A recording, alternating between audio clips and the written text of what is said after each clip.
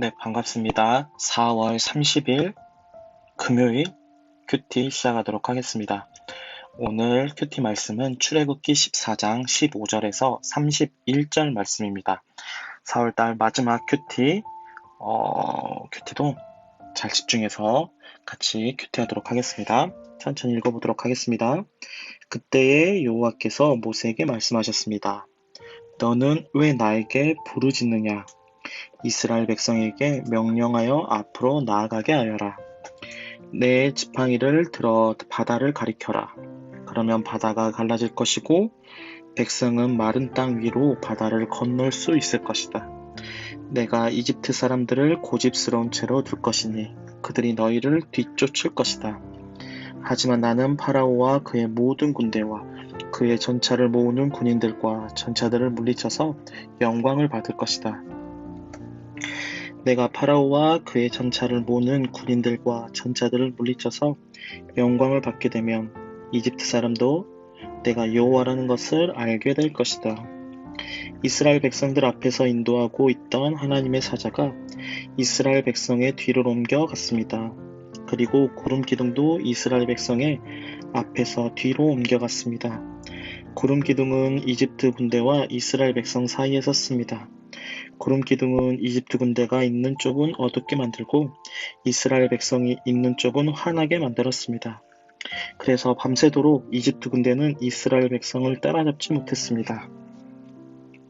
모세가 손을 들어 바다를 가리켰습니다. 여호와께서 밤새도록 강한 동풍을 일으키셔서 바닷물을 뒤로 밀어내셨습니다. 그리하여 바다를 마른 땅으로 바꾸어 놓으셨습니다. 바다가 둘로 갈라지고 마른 땅이 되었습니다. 이스라엘 백성은 마른 땅을 밟고 바다를 건넜습니다. 양쪽에는 바닷물이 벽을 이루고 있습니다. 그러자 파라오의 말과 전차와 전차를 모으는 군인들이 이스라엘 백성을 뒤쫓아 바다로 들어왔습니다. 새벽이 되어 여호와께서 구름 기둥과 불 기둥 사이에 이집트 군대를 보내시고 이집트 군대를 어수선하게 했습니다. 여호와께서는 전차 바퀴를 벗겨서 굴러가지 못하게 만드셨습니다. 그래서 전차가 앞으로 잘 나아가지 못했습니다. 이집트 군인들은 이스라엘 사람들을 쫓지 말고 돌아가자.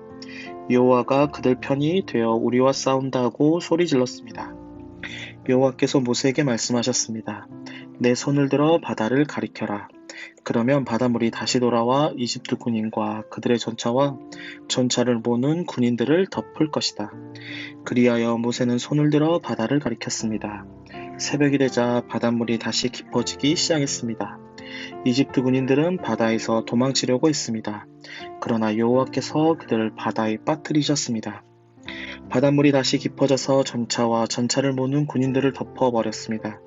그리하여 이스라엘을 뒤쫓아 바다로 들어갔던 파라오의 군대가 모두 바다에 빠져 한 사람도 살아남지 못했습니다. 하지만 이스라엘 백성은 마른 땅 위로 바다를 건넜습니다. 이스라엘 백성의 양쪽으로 바닷물이 벽을 이루고 있었습니다. 그날 여호와께서는 이스라엘 백성을 이집트 백성에게 구해 주셨습니다. 이스라엘 백성은 바닷가에 널려 있는 이집트 군인들의 시체를 보았습니다. 이스라엘 백성은 여호와께서 이집트 사람을 물리치신 큰 능력을 보고 여호와를 두려워하였습니다. 그리고 이스라엘 백성은 여호와와 여호와의 종 모세를 믿었습니다. 오늘 출애굽 마지막으로 큐티를 하는 건데요. 먼저 어떻게 모세가 하나님께 부르짖자 하나님께서는 왜 나에게만 부르짖느냐라고만 말을 하고 있습니다. 그 말은 무엇이냐면 모세가 이전에 계속 하나님께 두려워 말고 여호와 구원을 보라 라고 외쳤지만 그 역시 하나님께 구원을 요청하는 기도를 올리고 있었다라는 거죠. 하나님께서 그 기도를 듣고 이제 더 이상 기도만 하지 말고 어떻게 해라? 앞으로 나아가라 라고 말을 하는 것입니다.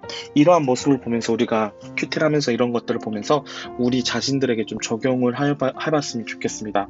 단순히 하나님께 부르짖는 것도 좋지만 하나님께 부르짖고 또한 그 상황 가운데 나아가는 우리의 모습을 봐야 한다라는 거죠. 그래서 지속적으로 보면 오늘 홍해를 가르는 하나님의 모습을 볼 수 있습니다. 그러자 이스라엘 백성들이 다 지나가자 양쪽에 있던 홍해 바다가 다시 덮어져서 파라오 군대들이 다 죽는 모습을 볼 수 있습니다.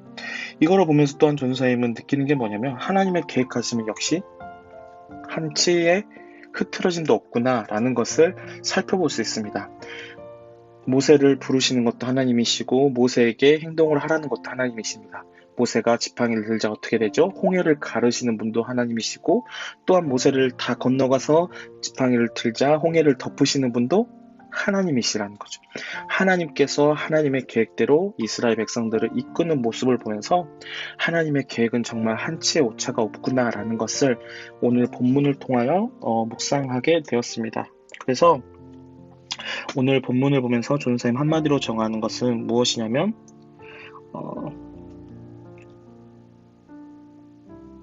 하나님의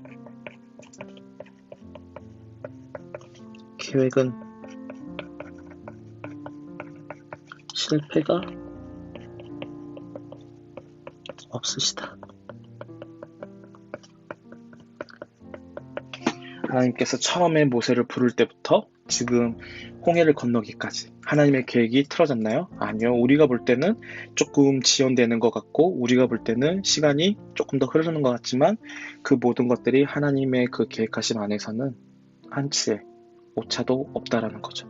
그래서 여러분이 그런 하나님을 믿고 오늘도 하나님의 계획하심을 의지하며 신뢰하며 살아가는 여러분이 되었으면 좋겠습니다. 오늘 큐티 마지막 표시는 별표입니다. 마지막으로 별표를 체크해 주시고요. 이번 돌아오는 주일날 표시한 체크표 꼭 들고 오시면 됩니다. 옆에 있는 언더스탠딩 읽어보고요. 기도하고 전사에 마치도록 하겠습니다. 사랑하는 주님 감사합니다. 오늘도 주님의 뜻 가운데 모세가 출애굽하는 홍해를 건너는 모습을 살펴보았습니다. 주님, 이 모습을 보면서도 하나님의 뜻하심, 하나님의 계획하심을 볼 수 있는 저희들 될 수 있도록 주님 인도해 주세요. 감사합니다. 예수님의 이름으로 기도드립니다. 아멘.